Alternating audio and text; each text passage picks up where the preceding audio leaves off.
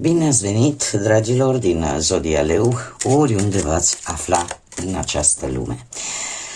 Ca de fiecare dată, sunt încântată să fim din nou împreună la o nouă lectură pentru perioada 20 până pe 26 aprilie. Așa că, dragilor toți, cei care aveți nu doar soarele, ci și luna, Venus sau poate ascendentul în Zodia Leu, această lectură este de asemenea și pentru voi. Desigur, înainte de a începe lectura propriu-zisă, vreau să vă reamintesc că este totuși o lectură general colectivă, așa că vă rog să luați decât ceea ce va rezona cu voi. Desigur, de asemenea, vreau să le mulțumesc din suflet tuturor celor care sunteți în permanență aici, lângă mine, care mă susțineți prin intermediul comentariilor, gesturilor de apreciere și fiecărui gând bun care vine din partea voastră, așa că mii de mulțumiri. Iar cei care sunteți poate pentru prima dată aici pe canal, le urez bun venit. Iar dacă la finalul acestei lecturi simțiți că ați rezonat sau pur și simplu v-a plăcut, eu vă invit cu mare drag să vă și abonați, să lăsați un like. În felul acesta va arăta susținerea vis-a-vis de acest canal. Aceste lucruri sunt gratuite, unicul lucru necesar este decât dorința fiecăruia dintre voi.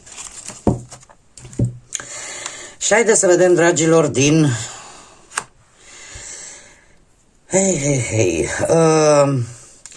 Să vedem ce este important de știut în această săptămână.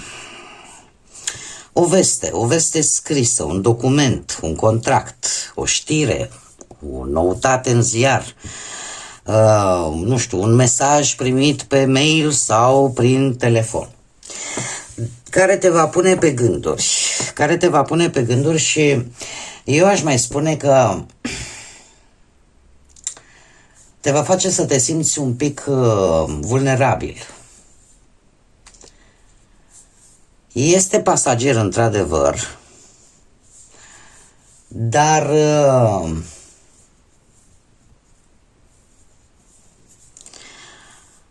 nu-ți va cădea foarte bine. Lăsând la o parte faptul că te va pune pe gânduri, e posibil să te simți și un pic fără vigoare, fără putere. De ce? Pentru că această veste poate să aibă legătură cu, nu știu, vreun notar, polițist, avocat, agenți judiciari, asistenți fiscali, chiar și medici, profesori, examinatori, da? În general, cam tot ce ține de autorități. Și asta aduce un conflict care, desigur, va avea nevoie de o soluție sau de un sfat. De un sfat bun pentru a înfrunta această situație și a găsi soluția, ori o găsiți voi singurei, ori pur și simplu cineva care să vă ajute. Cineva de specialitate care să vă ajute. Nu știu, poate să fie vorba de contractul vostru de muncă. Poate să fie probleme pe partea financiară. Trebuie să existe o anumită comunicare sau să cereți un sfat. Mai degrabă, eu tind să cred în principal că ar putea fi vorba de o mică problemă de sănătate. Această veste, totuși,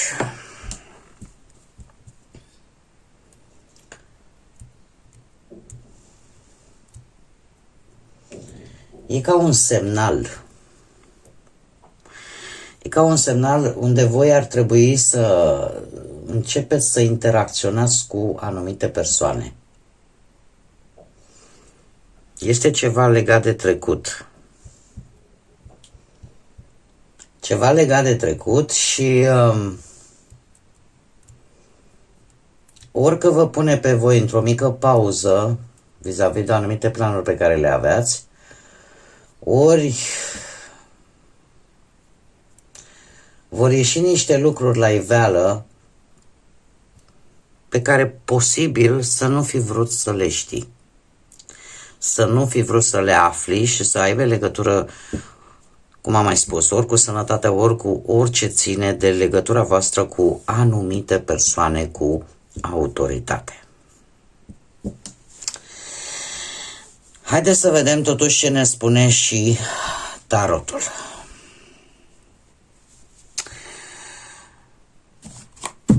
Și să vedem ce vine pentru dragii mei din Leu în săptămâna 20-26 aprilie.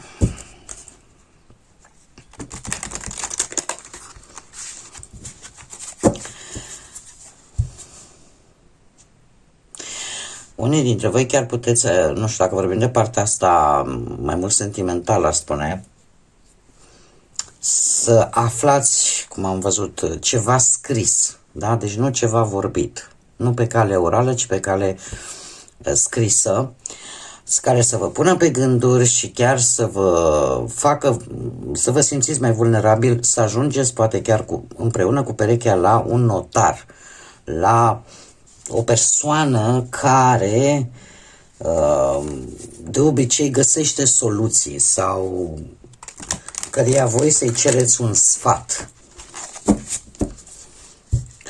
Dar haideți să vedem ce ne spune și tarotul. Este o energie destul de provocatoare pentru această săptămână. Interesant, 3 arcane, 4 arcane una după alta. Să știți că nu e de aici de acolo. Avem nebunul, moartea, moderația și luna. E o săptămână în care voi va trebui să acționați cu foarte multă atenție. De ce? Pentru că această schimbare nu este o schimbare simplă, este ceva foarte profund și în care voi trebuie să vă mențineți linia de echilibru, pentru că totuși lucrurile nu sunt ceea ce par a fi. Haideți să și clarificăm un pic și să vedem ce vine pentru dragii mei din Leu în săptămâna 20-26 aprilie. Clarificăm, te rog, nebunul.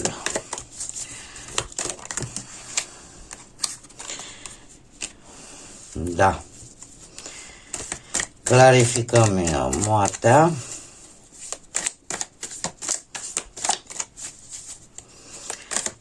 Clarificăm moartea.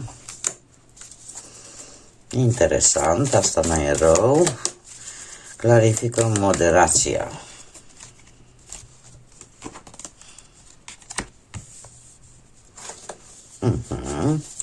Clarificăm luna.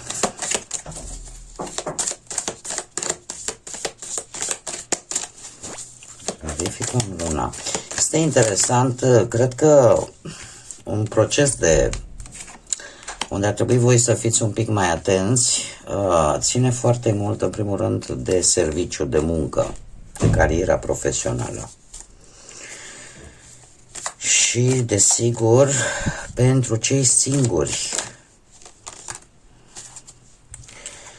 Acestea țin de surpriză și le lăsăm aici. Bun, haideți să o luăm cu începutul. Partea profesională, îmi apare acest arcan major, nebunul, și un 4 de cupe.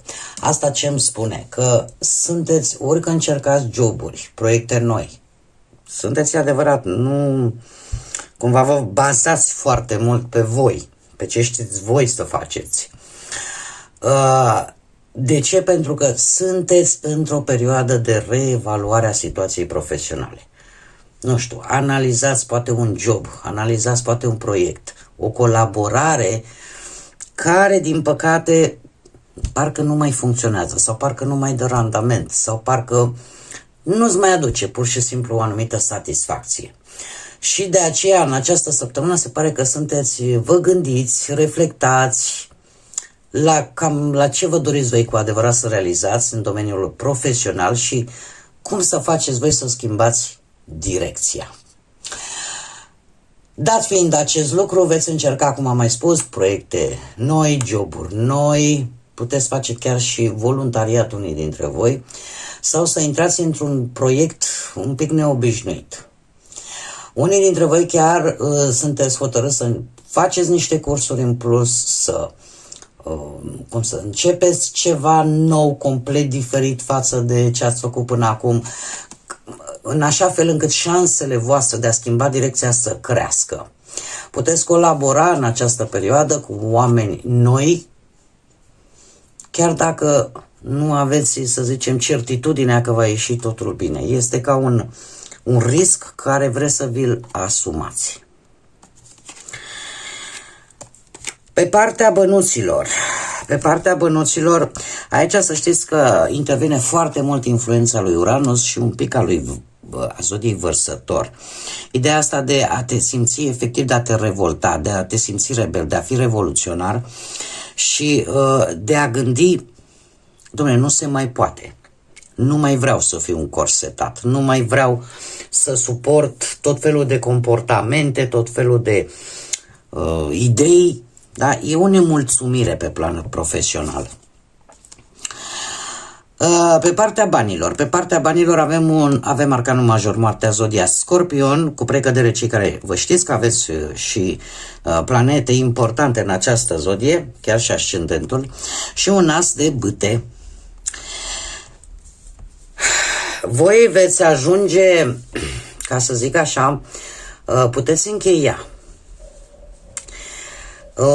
ori o sursă de venit sau puteți încheia o situație financiară mai veche, prin faptul că ori să termină un contract, ori că în sfârșit reușiți să vindeți un bun, ceva în proprietatea voastră, sau pur și simplu simțiți nevoia să vă reorganizați, dar într-un mod cât mai complet în ceea ce privește bani. De ce? E posibil să vreți să schimbați modul în care voi gestionați anumite cheltuieli. Momentul în care zici, dom'le, nu mai renunț să mai investesc în cutare lucru sau în cineva, sau să renunțați pur și simplu la acele cheltuieli care nu și-au dovedit foarte mult utilitatea. Cumva erau ca niște bani aruncați așa. Asta e o schimbare majoră, transformatoare pentru voi. Asul de bâte, el este, ca să zic așa, oarecum cauza. De ce? Pentru că e un moment în care voi, așa cum bine am văzut, vreți parcă să o luați de la capăt cu ceva sau să faceți mai degrabă ceva nou. Să, nu știu, să începeți o idee care vă place, în care voi puneți pasiune. Poate că vreți să vă deschideți o mică afacere, poate că vreți să vă lansați, nu știu, într-un proiect personal. Așa cum bine am văzut, faptul că vreți să începeți vreun curs, vreo perfecționare, învățarea unei noi meserii, da? Sunt activități în care pot să vă aducă un posibil venit. Unii dintre voi chiar se pot gândi să înceapă această mică afacere, să-i spunem, în mediul online. Prin, nu știu, că colaborați cu cineva, că, nu știu, pur și simplu, apare așa o oportunitate de niște idei total neobișnuite, cu care poate nu v-ați mai întâlnit până acum, dar care involuntar pe voi vă face să vedeți oarecum partea asta financiară, să o vedeți cu totul și cu totul diferit. Și eu aș mai spune că are foarte mare legătură, deci când vorbim de bani, aici cel puțin, are foarte mare legătură cu ceea ce voi faceți, cu activitatea voastră de unde voi vă câștigați bănuții. Și, într-adevăr, asul de bâte aduce ori o oportunitate nouă, un nou job, dar plătit poate mai bine, pentru că e o șansă activă, e o energie de foc. Da? Este ceva care poate îmbinați cumva utilul cu plăcutul și de aici să mai iasă și bani. Să faceți ceva din care să iasă și bani. Pe parte sentimentală. Cei care sunteți într-o relație, într-un cuplu, avem moderația, zodia Săgetător, un 10 de monede și, desigur, 3 de monede. Dragilor, la voi lucrurile nu stau rău. Aș spune că moderația aduce, să spunem așa, foarte mult echilibru, foarte multă adaptare, colaborare. În această săptămână se pare că veți încerca să mențineți armonia, echilibru în relație. Discuțiile între voi și perechile voastre sunt destul de calme.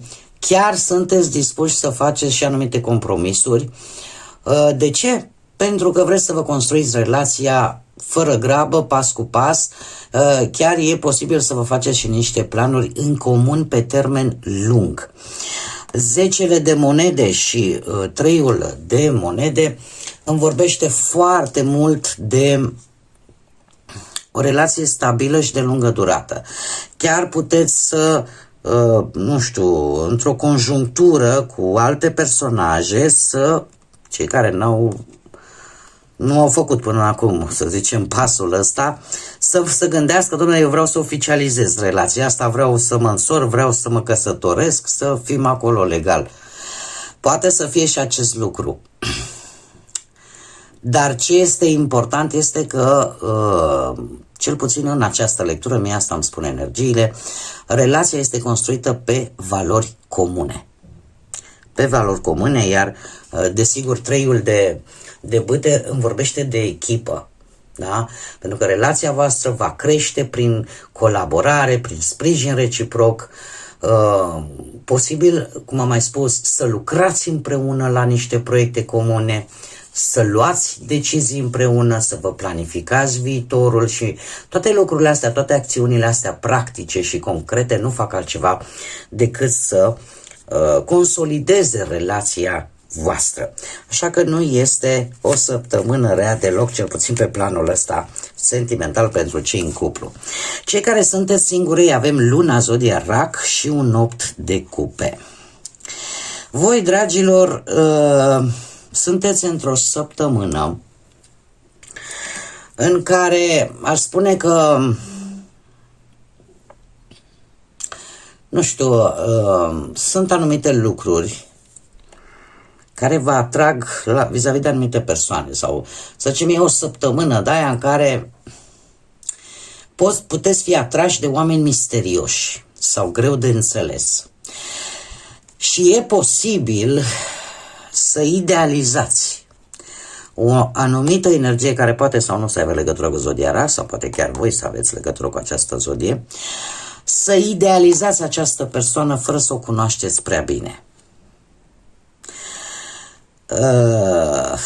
Nu știu dacă e cu părere de rău sau știți cum e, că de multe ori ce pare negativ, de fapt mai târziu ne va surprinde cu ceva pozitiv. De ce spun lucrul ăsta? Pentru că avem un 8 de cupe. Și 8-ul de cupe de obicei îmi vorbește de un moment în care îți dai seama că trebuie să te detașezi ori de anumite relații care deja nu-ți mai servesc și în felul acesta renunți la relații din trecut sau la iluzii.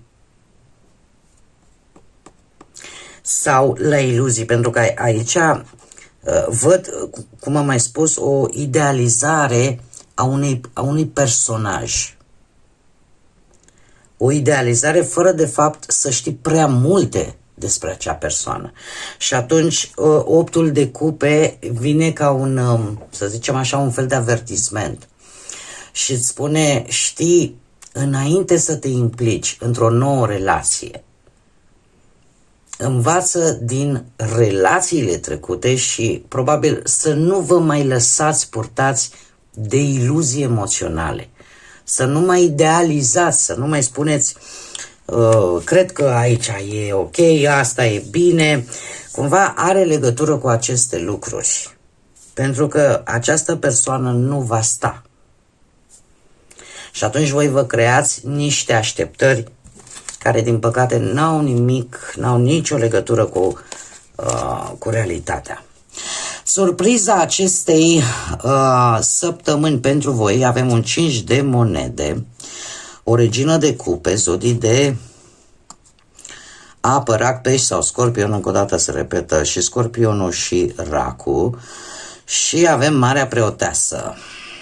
Da, se pare că aici problema este legată un pic de bănuți, ori de o nemulțumire a voastră vis-a-vis de jobul pe care îl aveți, faptul că voi vă dați toată silința și poate nu primiți pe măsura muncii pe care o depuneți, sau este o situație în care apar niște dificultăți materiale sau niște mici pierderi sau provocări legate de bani. Poate chiar și niște restricții la care voi va trebui să vă adaptați. După cum bine vedem aici, apare, se simte tensiunea, se simte provocarea.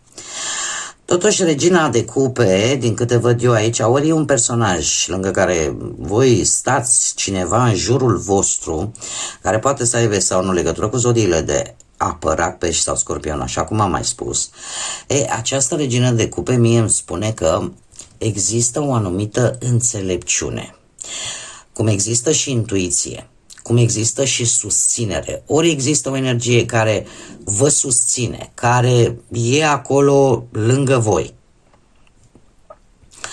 Poate că unii dintre voi care aveți și un ascendent în zodii de apă, aș spune că nu o să vă dărâme foarte tare aceste probleme de nivel material, pentru că, nu știu, vă vin tot felul de idei. Vă vin tot felul de idei cum să faceți bani sau cum să procedați. Veți avea probabil și o comunicare mult mai deschisă. Puteți avea parte de o persoană care, așa cum am mai spus, să vă sprijine în aceste momente dificile, să vă înțeleagă, să nu vă judece, și toate lucrurile astea fac ca anumite legături să devină mai trainice, iar pe voi vă ajută să treceți cumva peste aceste probleme. Șaptele de bâte vine și el la rândul său cu un sentiment de apărare, faptul că nu vă pierdeți curajul, nu vă pierdeți rezistența în fața acestor provocări și continuați să mergeți înainte. Trebuie să vă spun că nu sunteți chiar așa undeva jos. Sunteți pe o poziție de putere și lucrul ăsta nu trebuie să-l uitați. În schimb, Marea Preoteasă spune că este genul acela de energie, este guvernată de către lună, așa cum bine am văzut și aici. Deci lucrurile nu sunt tocmai foarte clare, să zicem așa, per general. Dar ne vorbește foarte mult de intuiție. N-ar fi bine să vă folosiți de ea în această săptămână, să aveți răbdare și să observați. Pentru că sunt lucruri care nu vi se comunică. Sunt niște dedesubturi de care voi probabil că nu știți. Și atâta timp cât nu ai toată informația întreagă, este foarte complicat să-ți dai seama încotro și cum o iei. Așa că ascultați-vă instinctul, ascultați-vă intuiția înainte să luați anumite decizii, mai ales în ceea ce privește munca, în ceea ce privește chiar și bănuții. Analizați opțiunile, comparați ofertele dacă ele există, da? Și căutați în general surse sigure de venit, nu neapărat astea care sună foarte atractiv, cele care sunt cu adevărat reale, pentru că există riscul de ori o persoană care să nu spună, să nu vă dea toate informațiilor, o situație în sine are niște dedesubturi pe care voi nu le știți. Dar asta nu înseamnă că nu veți trece peste acest 5 de monede. Și s-ar putea ca surpriza aceasta să fie în strânsă legătură chiar și cu primele energii pe care le-am văzut la începutul lecturii. Haideți să vedem grădina magică. Ce mesaj are pentru voi, dragilor din Leu, în săptămâna 20-26 aprilie? care este mesajul important pentru dragii mei din Leu. Și avem generozitate, sădește semințele blândeții, ale bunătății. Dragilor, voi sunteți printre puținele zodii care sunteți destul de generoși, sau poate de multe ori prea generoși. Indiferent de ce traversați în această săptămână, nu vă pierdeți această parte din voi care vă face diferiți de către ceilalți, sau mai bine zis, față de ceilalți. Încercați să nu vă pierdeți sămânța aceea bună, energia aia bună. Nu permiteți situațiilor, oamenilor, energiilor negative de lângă voi să vă schimbe această caracteristică atât de importantă a zodiei Leu. E ca o aducere aminte. Să nu permiteți ca ura, răzbunarea să-și găsească loc în sufletul vostru. Voi căutați să fiți așa cum sunteți voi. Bun, dragii mei, cam acestea au fost mesajele pentru voi. Este într-adevăr o săptămână destul de provocatoare, dar cu siguranță că veți reuși să treceți peste tot și peste toate. Eu vă mulțumesc că mi-ați fost alături și până la următoarea noastră reîntâlnire, nu uitați, suflete frumoase, să zburați înalt, să gândiți înalt și, desigur, să lăsați ca pacea, credința, lumina și iubirea să vă însoțească la fiecare pas.